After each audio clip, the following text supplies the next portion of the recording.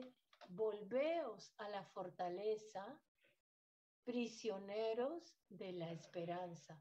Hoy también os anuncio que os dará doble recompensa, porque he tensado para mí a Judá como un arco e hice a Efraín su flecha.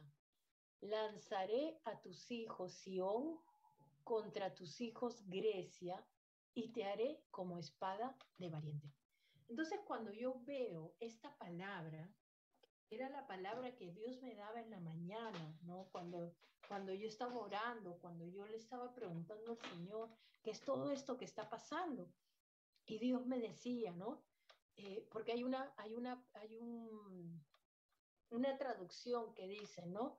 Yo pondré a tus hijos Sión contra tus hijos Grecia. Entonces, ¿qué significa eso? Significa que hay una guerra. Y no es una guerra contra un partido, ni contra otro partido, ni quién pone la manito más grande o la manito más chica, sino que esta es una guerra espiritual. Y es una guerra entre Sión y Grecia, ¿no? Pero para poder entender mejor, ¿no? Yo tengo que entender realmente qué es, o sea, qué es Sión. Y para eso vamos a ver, ¿no? ¿Cuál es la diferencia entre Sión? Mira, yo he puesto ahí Sión versus Sinaí. ¿Por qué? Porque Sión eran los hijos de Dios, ¿no? Sión dice que es una ciudadanía celestial. Quizás yo lo puedo ver en la palabra y me dice que era un monte, pero si tú vas a Jerusalén a buscar el monte Sión, no vas a encontrar el monte Sión. Vas a encontrar un montón de montes, pero el monte Sión no lo vas a encontrar, porque el monte de Sión era un monte celestial. Quizás, o sea, David decía, vamos a tomar la fortaleza de Sión y todo, pero no era un lugar físico, era un lugar espiritual. Entonces, yo tengo que Sión es diferente de lo que es Sinaí, ¿no? Porque Sión dice que eran los hijos de Dios, o sea, los hijos de la promesa. Y vamos a leerlo, ¿no? O sea, ahí tú ves la diferencia entre los judíos que eran esclavos y los judíos que eran libres.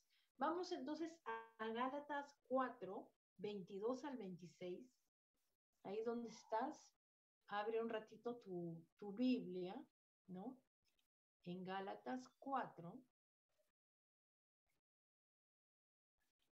Gálatas 4 hemos dicho, del 22 al 26. A ver, yo lo voy a buscar por aquí también, pero te pido que tú, si puedes buscarlo, lo puedas buscar para poder leerlos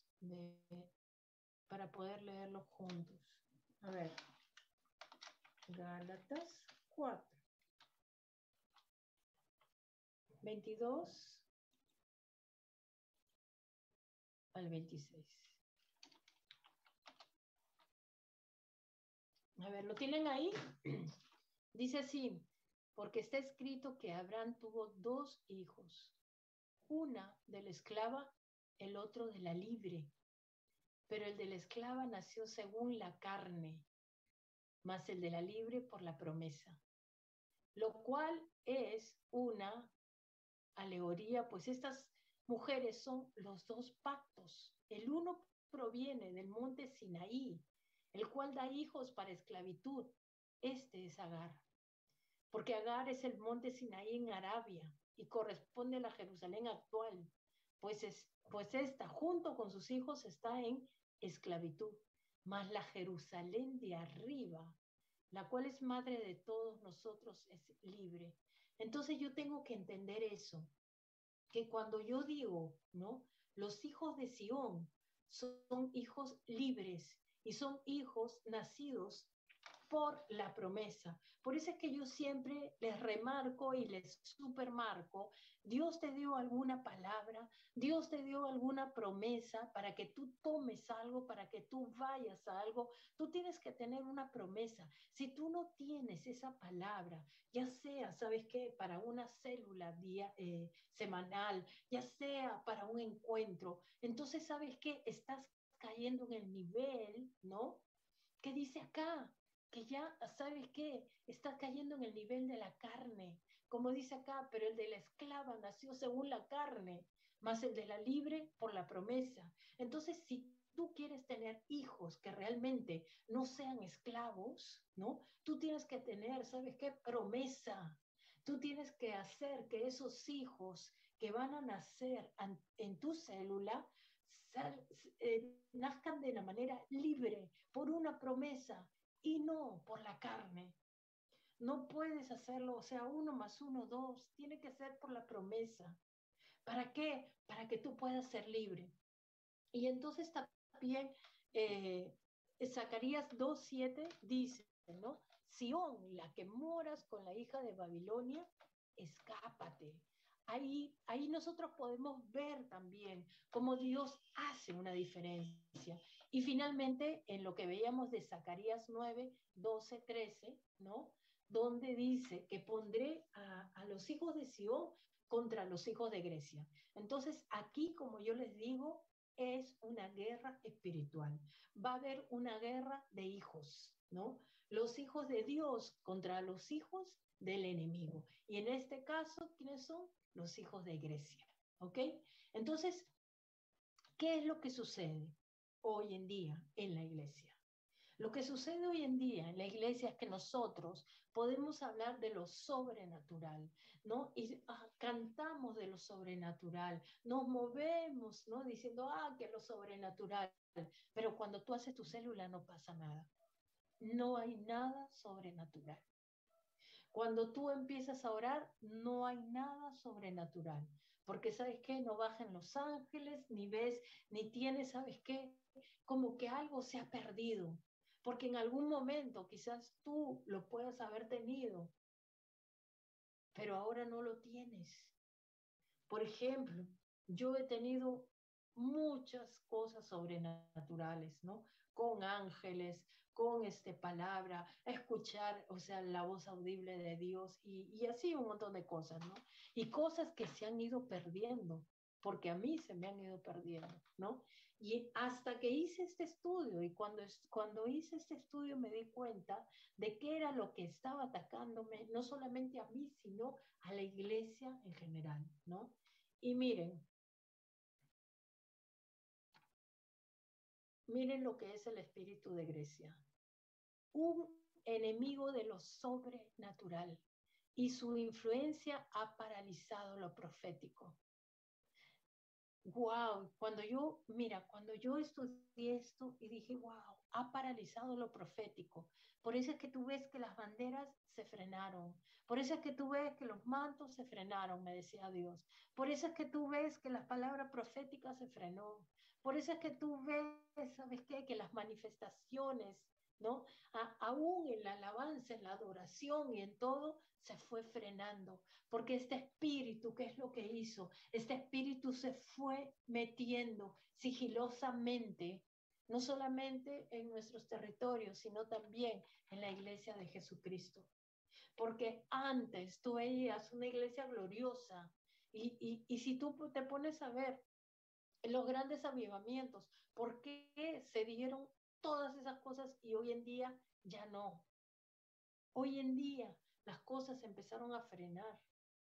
Y vamos a estudiar porque vamos en esta noche a desenmascarar a este espíritu que ha estado atacando a nuestra iglesia y a nuestra nación y todo lo que es, este, todas las cosas, ¿no? En general, la familia y todo lo demás.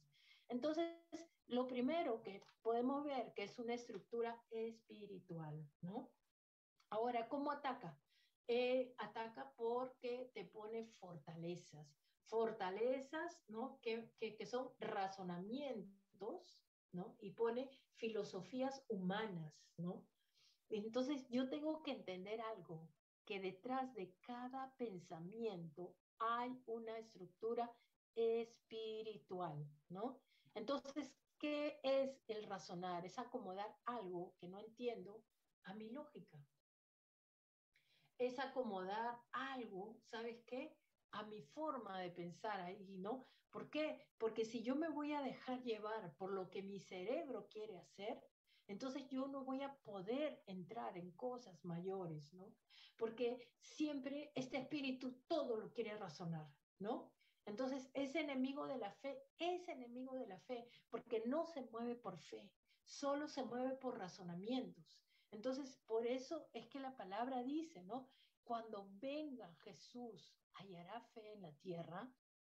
¿Por qué? Porque simplemente ha venido con razonamientos. ¿Y eso por qué? Porque poco a poco nosotros hemos ido abandonando nuestra fe. Antes nosotros, como yo siempre les digo, antes nosotros necesitábamos orar para traer una sanidad. Ahora simplemente vamos y compramos la medicina. Antes necesitábamos orar para conseguir algo, para comprarnos algo. Ahora simplemente nos vamos al banco y lo conseguimos. Antes nosotros orábamos para tener una revelación. Ahora nos vamos al Google y lo buscamos. Entonces, ¿sabes qué? Como que eso ha ido minando nuestra fe. Por eso Romanos 12:2 me dice, no te conformes a este mundo, sino que transfórmate por la renovación de tu mente, ¿no? Entonces, si yo no estoy renovando mi mente, entonces ese espíritu poco a poco va a ir tomando todo mi mente, haciendo que yo abandone mi fe y me vaya a empezar a razonar, a razonar todo, ¿no? Entonces, ¿cómo es que yo voy a renovar mi mente?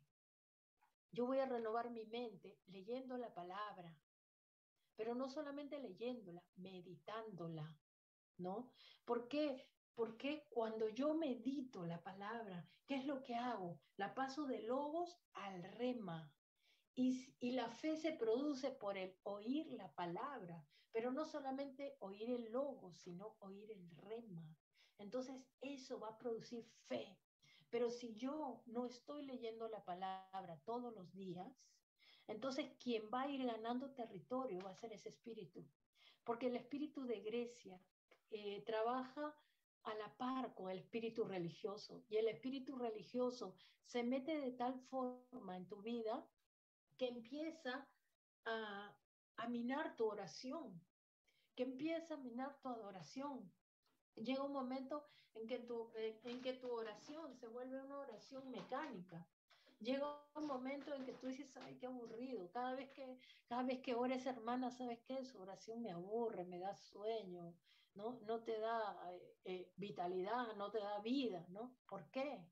Porque simplemente ese espíritu ya empezó a entrar en tu oración, empezó a entrar en tu adoración y ¿sabes qué? Y va menguando todo. Entonces, ¿cuál es el objetivo de este espíritu? Que el hombre sea su propio Dios, ¿no? Entonces ya no necesitas esforzarte por nada, ya no necesitas sacrificar nada, como una vez escuché a una chica que decía, ¿no? ¿Para qué voy a sacrificar si ya Jesús lo hizo todo en la cruz? Y eso es lo que Grecia está tratando de hacer dentro de la misma iglesia, ¿no? Todo con mi esfuerzo. Ay, mira, ¿sabes qué? Gané esto con mi esfuerzo, hice esto con mi esfuerzo, hice esto con mi plata, pues, no, pues porque yo tengo mi título, ¿no? Sí, pues me esforcé tanto que he hecho tanto ejercicio, que ahora tengo un cuerpazo de la patada. Y no te digo de que esas cosas sean malas, sino que cuál es, o sea, realmente la condición de tu corazón, ¿no? O sea, para todas esas cosas. Entonces, cuando eso ya le quita el primer lugar a Dios y te pones tú, ¿no? Como Dios, entonces ahí empiezan las cosas. Ahí es donde tú dices, aquí hay algo que está funcionando mal, ¿no? Entonces, para que yo pueda entender mejor cómo opera este espíritu hoy en día, quiero que me acompañes a ver, aquí yo te he hecho un breve resumen de la historia de la influencia, mejor dicho, de Grecia, ¿no? Cómo es que ellos, o sea, se meten, ¿no? Dice que los griegos, ¿ya? Fueron guardianes, ¿no? Nosotros hemos podido leer en el libro de Hechos, por ejemplo, cómo eran guardianes de Diana de los Efesios, que Diana de los Efesios es la reina del cielo, pero ellos también eran guardianes, ¿no? De sus propios dioses, como Platón, como Aristóteles, ellos tenían unas dioses, tenían tres diosas griegas, mujeres, ¿no? Que era Atenea, que era Atenea que simboliza la inteligencia y la política, ¿no? Sofía, que simboliza, es la diosa de la sabiduría, ¿no? Del amor al conocimiento, ¿no? Y luego tiene Diana, que era la reina del cielo. Y de la misma manera, por ejemplo, tenían a Hermes, por ejemplo, que es el padre de todo lo que es la hermenéutica. Ustedes saben, ¿no? Que es una de las ramas que se utiliza, pues, o sea, en el estudio de los pastores, ¿no? En el estudio de cuando ellos se están formando. Por eso es que tú puedes ver que todos los que están dentro, y el pastor nos los ha contado, que ellos no creen en lo sobrenatural, ¿no? ¿Por qué? Porque tienen todas estas, vamos a decir, velos, porque esta influencia ha puesto unos velos en las personas, ¿no? Entonces, ¿qué es lo que sucedió? Aquí, con la muerte de los apóstoles, este espíritu de Grecia comenzó a infiltrarse, ¿no? En Roma. ¿Y cuándo se infiltró? Cuando Roma empezó a conquistar Grecia. Acuérdense de algo, cuando nosotros, por ejemplo, conquistamos un lugar, conquistamos de repente el territorio, conquistamos el oro, ¿no? Todas las almas, pero también a veces la cultura nos empieza a afectar. Por ejemplo, nosotros podemos ver eso en los inmigrantes de los diferentes países latinos hacia Estados Unidos. Por ejemplo, cuando los peruanos han ido a Estados Unidos, no solamente han ido ellos con sus familias, han llevado también sus dioses, de tal manera que ahora hacen, pues, o sea, todo esto de las procesiones, del Señor de los Milagros, allá también hacen todo eso. Y de la misma manera, por ejemplo, los venezolanos, cuando han venido acá, no solamente han venido con sus cosas, han venido también con su cultura, han venido también con sus dioses. Me acuerdo los primeros meses que ellos vinieron, venían con su plata, se subían a los ómnibus y decían, te regalo mi plata, te regalo mi plata. Y tú sabes muy bien que en esos billetes habían dioses, ¿no? En esos billetes habían tres dioses, ¿ya? Que eran de la santería. ¿Y por qué?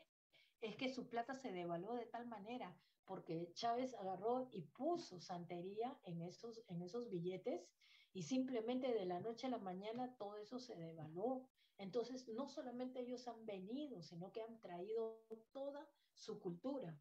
Entonces, es lo mismo que pasó aquí con Roma y con Grecia, de tal manera que, por ejemplo, cuando uno iba a mencionar un dios, mencionaba el dios, ¿ya? No solamente de una cultura, sino de otra. Por eso es que cuando estudiamos decimos, sí, fulana de tal, ¿no? Por ejemplo, que su dios griego era tal, pero su dios egipcio era tal, pero que su dios romano era tal, porque todo eso pues se hizo como un sincretismo, ¿no? Entonces, para el tiempo de los apóstoles, como dice acá, ¿no? El mundo estaba controlado políticamente por los romanos, pero influenciado culturalmente por los griegos, porque los griegos eran los que tenían el conocimiento, ¿no?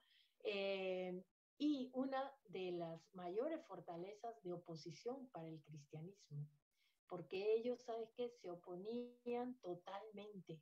Y tú vas a ver que esto, o sea, realmente han sido enemigos de nosotros. ¿Por qué?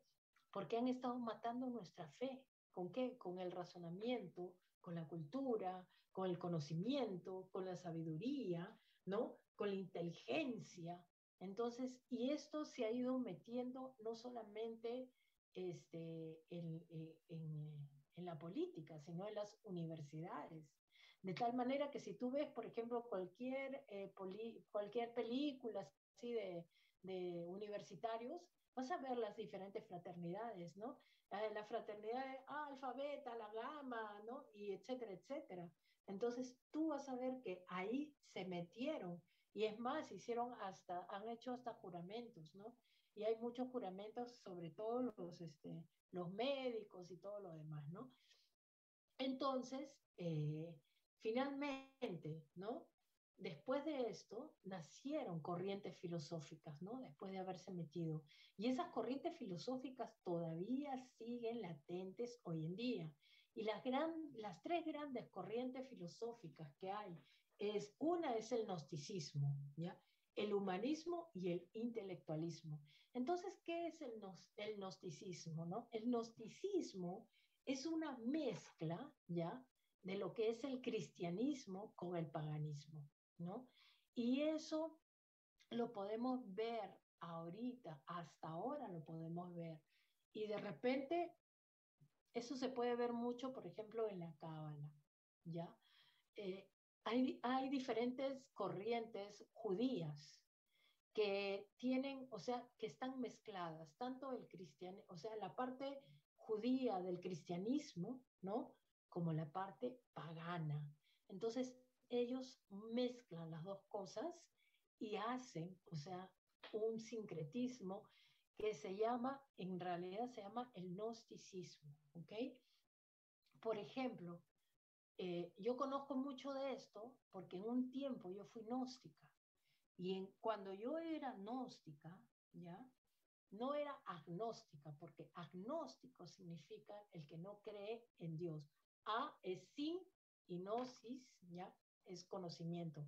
Entonces, sin conocimiento. Pero en ese tiempo, agnóstico, o sea, es el que no cree en Dios, pero gnóstico es el que tiene toda esta mezcla, ¿no? Por eso es que la palabra me dice que no debo de tener mezclas. Entonces yo me acuerdo que, por ejemplo, cuando yo estuve en el gnosticismo, eh, yo hasta era, pues, o sea, enseñaba, ¿no? Y entonces enseñaba una cosa, enseñaba otra cosa, enseñaba, pues, o sea, de la nirvana, de la reencarnación y de todas estas cosas. Cuando yo llego al cristianismo, ¿no? Y me dicen que todo eso era mentira y que todo eso era satánico, fue difícil el tener que renunciar a todo eso. ¿Por qué? Porque habían sido años de estudio, años de estudiar y estudiar, ¿no? Y no solamente eso, también habían experiencias sobrenaturales, les cuento. Habían cosas sobrenaturales, ¿no? Pero simplemente no es fácil, no es fácil, ¿sabes qué? Derribar algo que te costó tanto esfuerzo tenerlo, ¿no? Porque te llevan de niveles, pero simplemente la palabra dice, ¿no? Que si tú no eras de ahí, si no permaneciste ahí, era porque no eras de ahí. Y porque Dios también nos dice que nosotros tenemos que renovar nuestra mente y alinearnos. Y tenemos que derribar, destruir, arruinar lo que ya habíamos construido, lo que ya habíamos aprendido. Como dice la pastora, desaprender para volver a aprender, ¿no? Entonces, la segunda corriente es el humanismo. ¿Y el humanismo de qué trata? El humanismo trata de destronar a Dios del centro de atención y ponerlo al hombre. Entonces, el humanismo es lo que se ha metido hoy en día como no tienen idea, ¿no?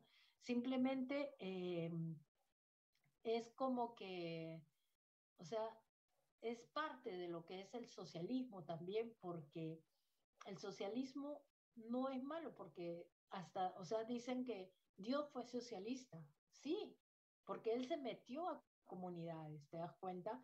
Él se metió a hacer obras en comunidades, él se metió, ¿sabes qué? Incluso, ¿no? A repartir tierras y todo lo demás. Entonces, ¿qué es lo que hizo el socialismo? Simplemente tomó todo, o sea, todo ese conocimiento, pero sacaron a Dios. O sea, tomaron las obras, pero lo sacaron a Dios. Entonces es humanismo, ¿te das cuenta? Destronaron a Dios y lo pusieron al hombre. Entonces sacamos a este y ponemos a este. Y finalmente el intelectualismo, ¿qué es? Es razonar todo lo que es de Dios. Los intelectuales, ¿qué es lo que dicen? Allá, ellos se vienen, por ejemplo, en contra de lo que es la resurrección, ¿no? Entonces dice, ah, ya, bueno, si Dios resucitó, entonces muéstrame, pues. A ver, dame las pruebas de que Él resucitó. ¿Por qué? Porque como estas corrientes no tienen fe, tienen que razonarlo, tienen que de alguna manera, o sea, establecer. Claro, en el caso, por ejemplo, del gnosticismo, sí, ahí sí hay fe, porque es una mezcla, ¿te das cuenta? Pero en el caso del humanismo, no, porque es el hombre. En el caso del intelectualismo, menos, pues porque todo lo razonan. Entonces, si yo veo estas corrientes que vienen a resistir lo sobrenatural. Y yo aquí no estoy hablando en contra de un partido ni de otro partido. Simplemente lo que quiero es llevarte a lo que dice la palabra. Porque como dice, yo no soy ni de uno ni de otro. Yo soy de Dios, yo soy de Cristo. Pero lo importante es que ellos resisten lo sobrenatural, resisten lo que es la sanidad divina, como nos decía el pastor, ¿no? Cuando él estudió, cuando estaba estudiando la teología y todo, dice que resisten, ni siquiera, muchos ni siquiera aceptan el don de lenguas, ¿no? Entonces, como te digo, entraron, ¿ya? Pero sacaron a Dios de contexto, ¿no? Entonces, ¿qué es lo que me dice Segunda de Corintios 10, del 3 al 5? Derribando argumentos y toda altivez que se levanta contra el conocimiento de Dios y llevando cautivo todo pensamiento a la obediencia a Cristo. Y otra versión, ¿no?, que encontré decía, nosotros derribamos sofismas y toda cabeza orgullosa que se levante contra el conocimiento de Dios. ¿Y qué es un sofisma? Un sofisma, ¿no? Viene de la palabra Sofía, ¿no? Y la palabra Sofía significa conocimiento. Dice que eran filósofos, eran maestros, ¿no? Pero que hoy en día los podemos ver como esos que hablan, ¿no? Esos grandes oradores, ¿no? O sea, en otras palabras, los políticos, ¿no? Y que necesitamos nosotros derribar algunas estructuras y algunos pensamientos que vienen en contra de Dios, ¿no? Entonces, yo siempre tengo que centrarme en lo que es Dios, en lo que es el gobierno de Dios. Así que vamos ahora a Daniel. Aquí tengo a Daniel, porque 1 Corintios 1:22 también me dice, los judíos piden señales, pero los griegos buscan la sabiduría, ¿no? Entonces, pero también Dios me hablaba de Daniel 10, del 20 al 21, y dice, ahora tengo que volver para pelear contra el príncipe de Persia. Y al terminar con el príncipe, y al terminar con él, el príncipe de Grecia vendrá, pero yo te declararé lo que está escrito en el libro de la verdad. Nadie me ayuda contra ellos, sino Miguel, vuestro príncipe. Entonces, aquí, por ejemplo, vemos estos dos pasajes, ¿no? El primero sabemos que Dios, o sea, que el enemigo quiere venir contra el conocimiento de Dios, que quiere venir, ¿sabes qué?, con filosofía, que quiere venir con pensamientos. Pero la palabra también me dice, ¿ya?, de que primero nosotros íbamos a tener una guerra contra el príncipe de Persia. Nosotros íbamos a tener primero esas guerras contra el príncipe de Persia.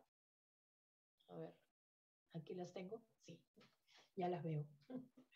Íbamos a tener esa guerra contra el príncipe de Persia, y el príncipe de Persia, o sea, representa todo lo que es la brujería, la hechicería y todo lo demás. Y si yo veo, por ejemplo, en el tiempo pasado, se movió todo eso, en el siglo pasado se ha movido todo eso, de una forma, pero impresionante.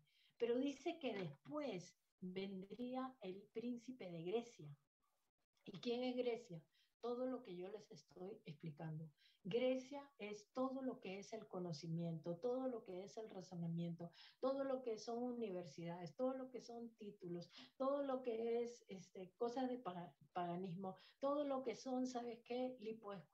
Lipoesculturas, maquillajes, y todo lo que representa plata, tarjetas de crédito, todo eso es Grecia.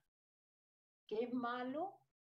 No es malo, siempre y cuando tú no pierdas equilibrio. Mientras tú no pierdas el equilibrio, no es malo. El problema es cuando ya eso se vuelve un Dios, porque el humanismo te quiere llevar a qué? A que tú seas un